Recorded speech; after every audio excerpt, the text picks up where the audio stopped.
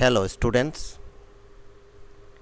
আমরা আজকে যেই বিষয়টা নিয়ে আলোচনা করতে যাচ্ছি সেটা হলো নিরাপত্তা। বাংলায় যেটাকে নিরাপত্তা বলে, ইংরেজিতে যেটাকে সিকিউরিটি বলে। But here we are discussing the topic security in the contemporary world. সমসাময়িক বিশ্বে নিরাপত্তা, এটার উপরে আমাদের আজকের আলোচনা।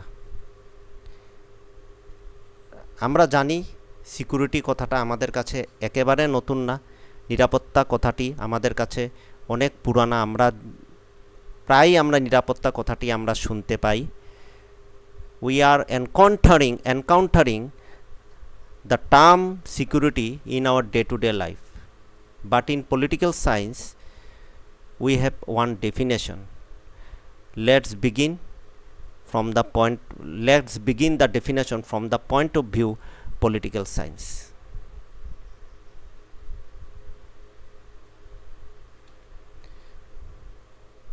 আমরা যদি দেখি, first we get one definition. Security means freedom from threats or fear. ভয় হইতে মুক্তি, এটাই হলো নিরাপত্তা। আমাদের এই ডেফিনেশনটা আমাদের সবসময় মনে রাখতে হবে। মানে নিরাপত্তার অর্থ হলো ভয় হইতে মুক্তি, freedom from threats or freedom from fear. There are two types of security. Number one, traditional notions of security, পরম্পরাগত নিরাপত্তা। Number two, non traditional notions of security, অপরম্পরাগত নিরাপত্তার ধারণা। এই দুইভাবে আমরা বাংলাতেও আমরা বলতে পারি নিরাপত্তা দুই ভাগে ভাগ করা যায়, traditional and non traditional. Let's see what is traditional notions of security. Components of traditional notions of security, কিছু উপাদান আছে ট্রেডিশনাল নোশনস, পরম্পরাগত নিরাপত্তার ধারণার কিছু উপাদান আছে। আমরা দেখি components, elements of traditional notions of security. This are the external threats, military threats, deterrence, limit or prevent. Next, balance of power, alliance building. Students, এই চারটা কম্পোনেন্টস আছে traditional notions of security. This are the four components of traditional notions of security. You can get this question in the examination. Write down the components of traditional notions of security. Then we have to write these four element: military threats, deterrence, limit or prevent, balance of power, alliance building. Next we are discussing on it. Military threat means the military action which endangers the lives of ordinary citizens. Military threat means military action which endangers the lives of ordinary citizen. আমরা জানি প্রত্যেক দেশ এক একটা নিরাপত্তার হুমকি বা নিরাপত্তার ঝুঁকিতে আছে। প্রথম ঝুঁকি হইল অন্য দেশে যাতে আক্রমণ না করে এই দেশে। অন্য দেশে আক্রমণ করলে ক্ষতিগ্রস্ত কারা হয়? সাধারণ নাগরিকরা। এই জন্য এটাকে মিলিটারি থ্রেট বলা হয়েছে।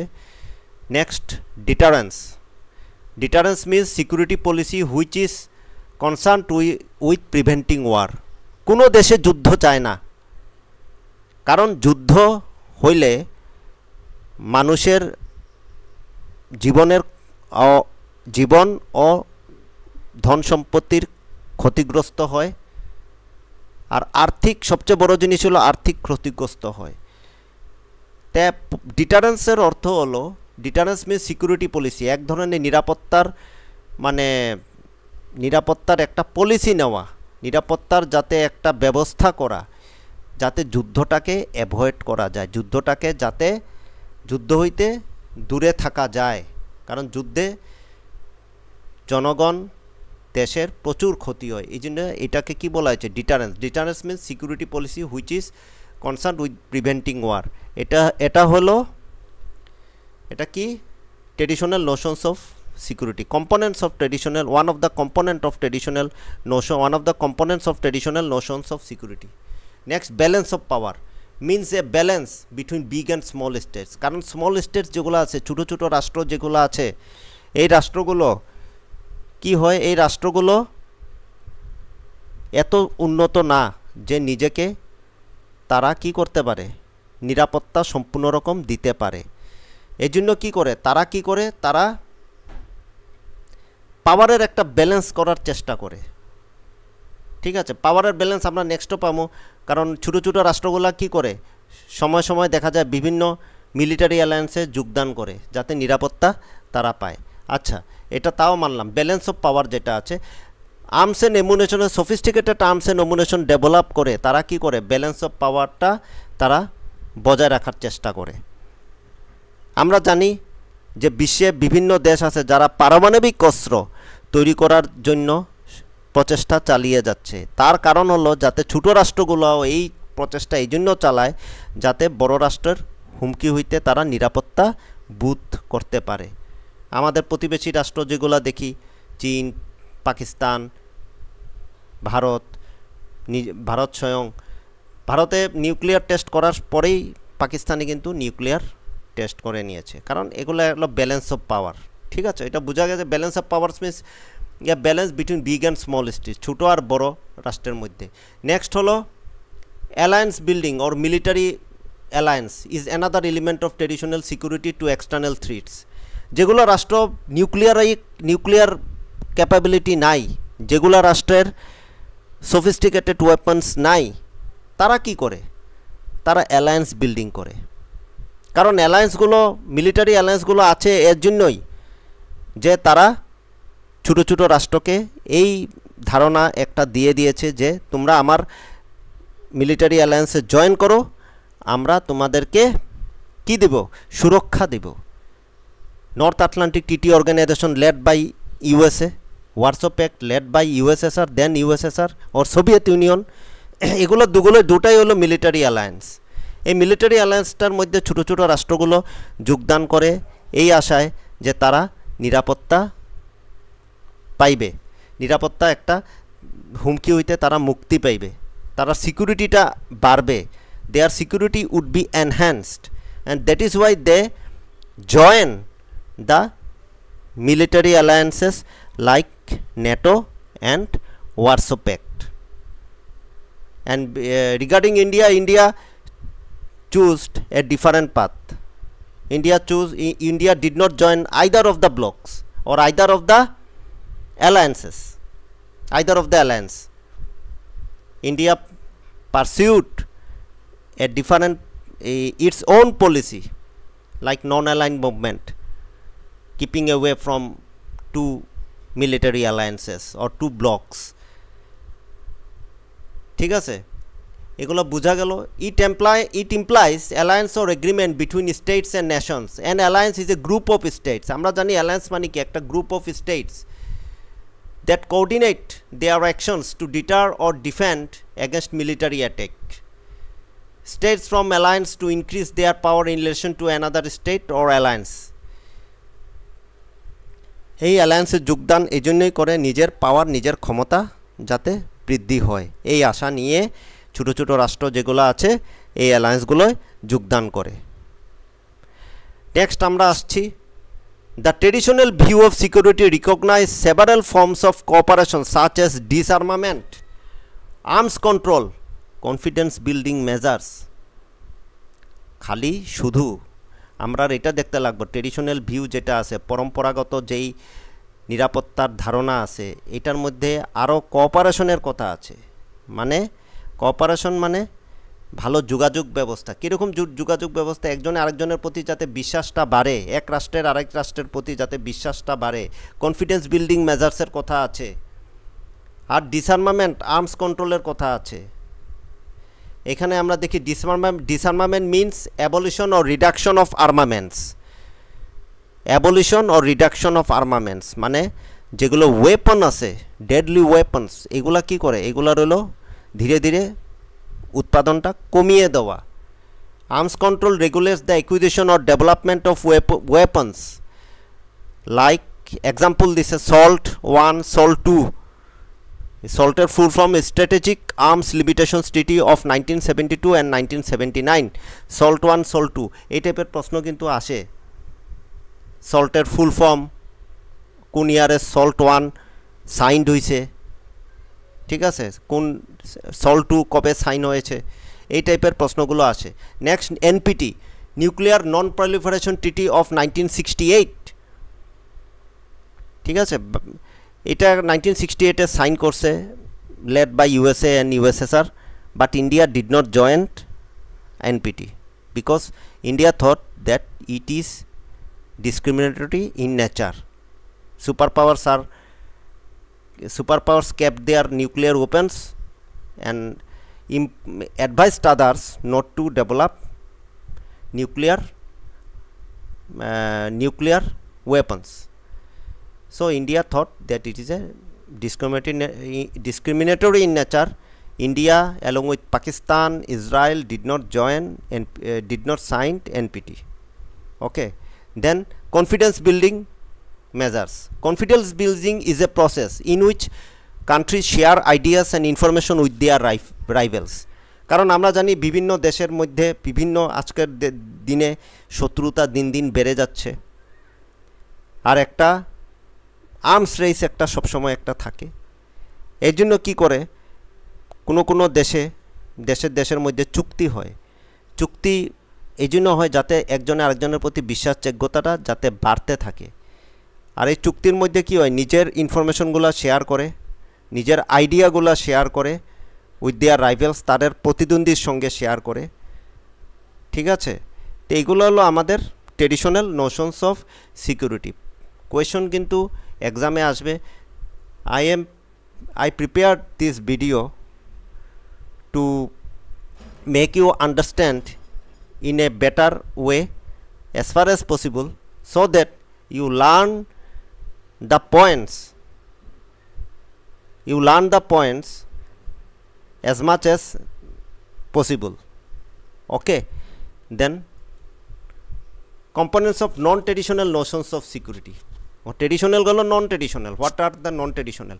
Non-traditional security goes beyond military threats. মানে মিলিটারি থ্রিটস তো বহুত পরম্পরাগত এটা আগের থেকে এক দেশে আরেক দেশের উপর সৈন্য দিয়ে আক্রমণ করবে এগুলো পুরনো কথা কিন্তু বিয়ন্ড মিলিটারি থ্রিটস ছাড়াও আজকের দিনে যেগুলা সিকিউরিটির প্রতি যে নিরাপত্তার প্রতি হুমকি আসে এগুলো হলো নন ট্রেডিশনাল অপরম্পরাগত ধারণার নিরাপত্তার ধারণা it includes both human security and global security এখন আমরা দেখি what is human security what are human securities what are the components of human security আমরা দেখি human security implies freedom from want অভাব হইতে মুক্তি কি অভাব মানুষে ক্ষুধায় মরে মানুষ গরিব মানুষে অনাহারে জীবনযাপন করে এগুলো অভাব হইতে যাতে মুক্তি পায় এই জন্য কী হয় হিউম্যান সিকিউরিটির মানে এই কথাটা এখানে আসে হিউম্যান সিকিউরিটির কথাটা আসে ইট ইনক্লুডস ইকোনমিক সিকিউরিটি আর্থিক নিরাপত্তা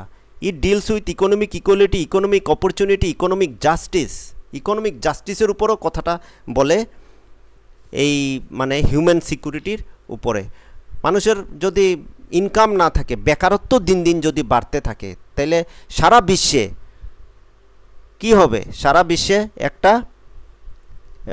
ইকোনমিক সিকিউরিটির অভাব দেবে একটা থ্রিট একটা আসবে এগুলো সব আনএমপ্লয়মেন্ট থেকে বিভিন্ন ধরনের সমস্যা মানে দরিদ্রতা থেকে আনএমপ্লয়মেন্ট থেকে যদি বেকারত্ব থাকে তাহলে কি হয় দরিদ্রতা আসে দরিদ্রতা থাকলে কি হয় মানুষে পুষ্টিকর আহার পায় না তো অভাব হইতে মুক্তি পায় না আমাদের এইগুলা সব কিছু এই ডেফিনেশনে এসে যায় ইট provides protection from hunger diseases natural disaster terrorism genocide etcetera এগুলো কি প্রোটেকশন এগুলো হলো রক্ষা ফ্রম হাঙ্গার আর মানে ক্ষুধা হইতে মুক্তি রোগ হইতে মুক্তি ন্যাচারাল ডিজাস্টার এইসব হইতে মানে যেরকম ভূমিকম্প বা অন্য ঝড় তুফান এইসবের হইতে মুক্তি এগুলো টেরোরিজম জেনোসাইড নির্বিচারে মানুষ হত্যা এগুলোর হইতে মুক্তি all this protection gives human beings A dignified life এই প্রোটেকশনগুলো থাকে এই নিরাপত্তাগুলো যদি থাকে একটা মানব জীবনকে কি করবে একটা সুন্দর জীবন একটা উপহার দিবে নেক্সট আমরা আসি global security The idea of global security emerged in the year 1990. 1990 সন থেকে এই বিশ্ব যেটা নিরাপত্তা আছে এটা শুরু হয়। ইট implies protection from all threats which effects the globe. সব রকম ভয় হইতে মুক্তি যেটা আমাদের সারা বিশ্বরে প্রভাবিত করছে। This threats are global warming, international terrorism, health epidemics like Covid, AIDS and so on. আমরা জানি global warming is a burning issue. আজকের দিনে টেম্পারেচার এত বেশি বাড়ছে যে প্রতিটি বিশ্ব, প্রতিটি দেশ এই টেম্পারেচার, তাপমাত্রা বাড়ার জন্য সমস্যায় ভুগছে। সামনের দিনে এরকম হবে যে ফুড প্রোডাকশন কমে যাবে এই গ্লোবাল ওয়ার্মিংয়ের জন্য, মানুষের বিভিন্ন রোগ হইবে। এগুলো কি হয়, এই জিনিসগুলো কি হয়, এই জিনিসগুলো হলো সারা বিশ্বকে প্রভাবিত করতে। This are global threats. So we have to enhance our global security from global warming. We have to get rid of global warming, international terrorism, আন্তরাষ্ট্রীয় যেগুলা মানে উগ্রপন্থী সমস্যা আছে, হেলথ এপিডেমিক্স, কিছুদিন আগে কোভিড হয়ে এসে গেছে, সারা বিশ্বরে প্রভাবিত করেছে। This are the global security, this are the global threats. So we have to enhance our global security because today the whole world is a global village. Okay, today the whole world is a global village, and the security is an important thing. If one country affect by such type of health epidemics or international terrorism, then other countries cannot remain peaceful. So these are the emerging issues. We have to take care of it, and we have to we have to beef up our security to get rid of such type of global threats. Thank you for watching. If you understand a little bit, then you please comment what type of video you want, what type of lecture you want, so that I can give my best in a possible way. Thank you. Have a nice day.